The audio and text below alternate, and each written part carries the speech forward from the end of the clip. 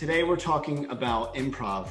I'm here with Dana Mitroff Silvers. I met Dana last year and I became an immediate fan of the work that she does. Dana, thanks for being here. Thank you for having me. So I'm Dana Mitroff Silvers and I'm in the Bay Area and I run a small consultancy called Designing Insights. And we do design thinking workshops, design sprint facilitation, and design research. And I've been taking improv classes for about 15 years. And for me, it's so much more than just laughing and having fun, which is a big part of it. It's about building skills and mindsets and being really mindful about the skills and mindsets. You need to be a good facilitator, a good design thinker, and really like strengthening and using those skills through games and play.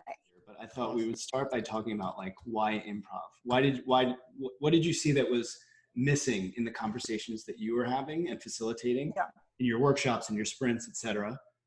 And then maybe we'll talk about some of the challenges that you faced as you've been bridging what was fun and light and just improv into your work, into like especially corporate environments that tend to be, sometimes they're a little stiff.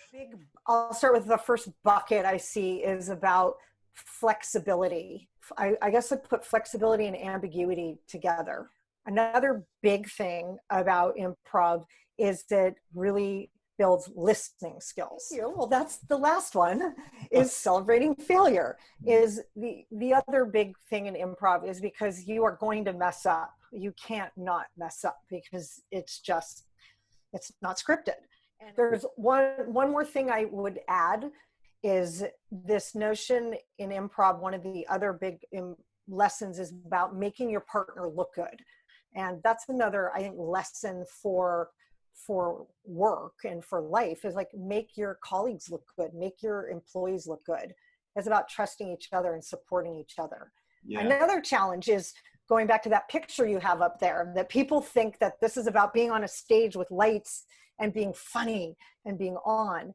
And it's actually not. It's about doing all these other things, about trusting each other and being in the moment and listening to each other. And then by doing all those things, the things that are funny will emerge naturally.